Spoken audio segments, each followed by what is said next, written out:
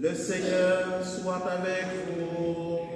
Et avec votre esprit. Évangile de Jésus-Christ selon saint Marc. Gloire à toi, Seigneur. En ce temps-là, après leur première mission, les apôtres se réunirent auprès de Jésus et ils lui annoncèrent tout ce qu'ils avaient fait et enseigné. Il leur dit: venez à l'écart dans un endroit désert et reposez-vous un peu. De fait, ceux qui arrivaient et ceux qui partaient étaient nombreux et l'on n'avait même pas le temps de manger. Alors, ils partirent en barque pour un endroit désert à l'écart. Les gens les virent s'éloigner et beaucoup comprirent leur intention. Alors, à pied, de toutes les villes, ils coururent là-bas et arrivèrent avant eux. En débarquant, Jésus vit une grande foule. Il fut saisi de compassion envers eux, parce qu'ils étaient comme des brebis sans berger. Alors, il se mit à les enseigner longuement.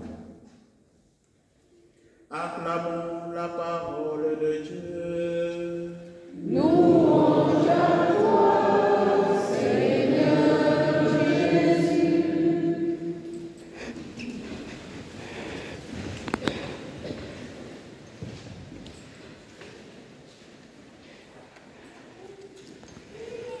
Ma chère fidèle de Christ, en ce 16e dimanche du temps ordinaire de l'année B,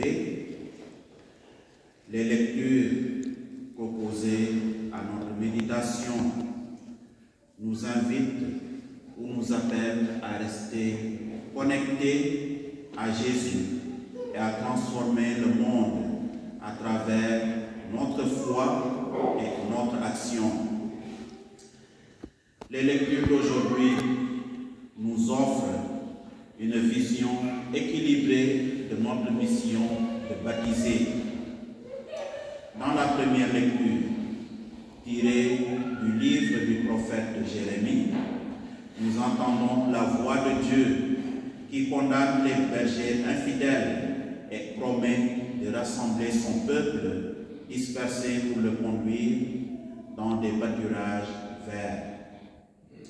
Cette image de Dieu, comme le bon berger qui prend soin de son troupeau, résonne profondément avec le psaume 22, où nous proclamons que rien ne nous manquera tant que nous suivons le Seigneur. Cette confiance dans la direction divine est au cœur de notre foi chrétienne.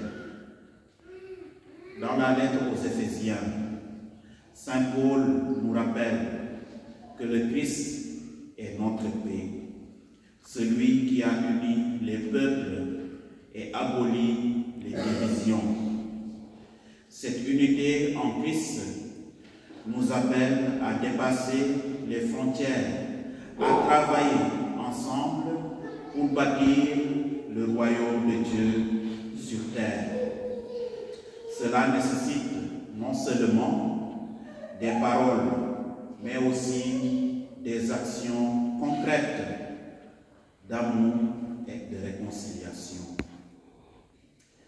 Dans l'Évangile selon saint Marc, Jésus invite ses disciples à se retirer, à aller à l'écart pour se reposer un peu après une intense mission. Ils reviennent ayant annoncé la bonne nouvelle du salut et guéri des malades. Mais ils ont besoin de renouveler leur force spirituelle. Cette scène de l'Évangile nous rappelle que même dans nos efforts pour transformer le monde, nous devons nous ressourcer profondément dans la prière et la communion avec Dieu. Chers amis, Notre monde moderne est souvent comme une batterie en constante utilisation. Nous sommes sollicités de toutes parts pour répondre aux besoins des autres, pour apporter la lumière du Christ là où il y a des ténèbres. C'est une noble et nécessaire mission.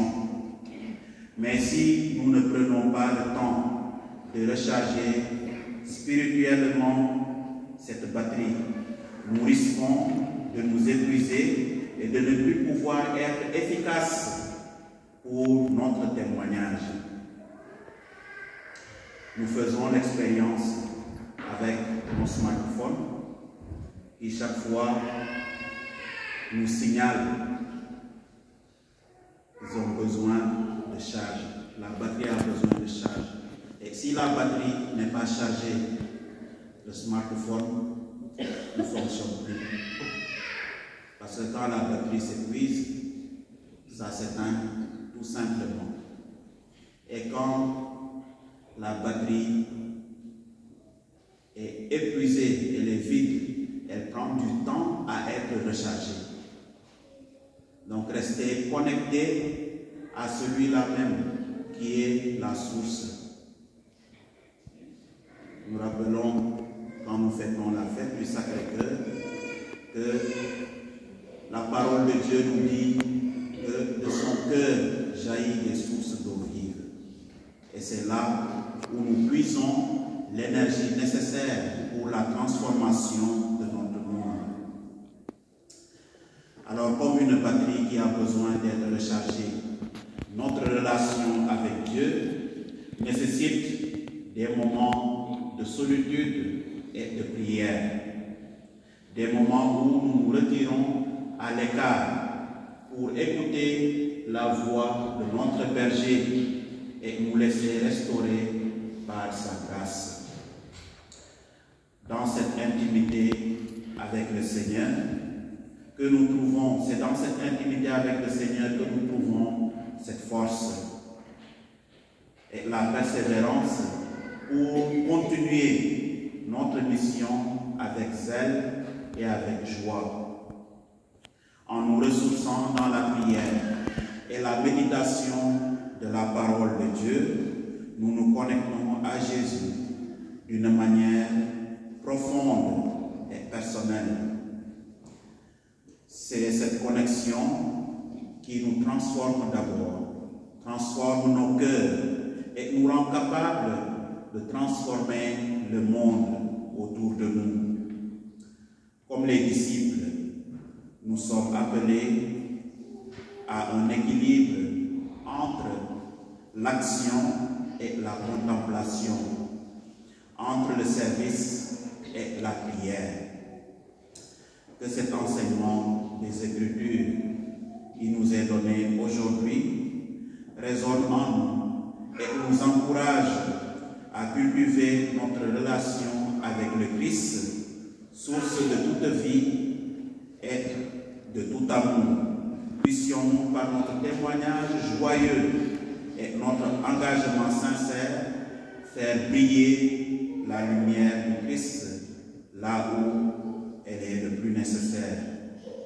Que Dieu nous donne la grâce de rester connectés à lui et de devenir des instruments de sa paix et de sa réconciliation dans ce monde qui a tant besoin d'amour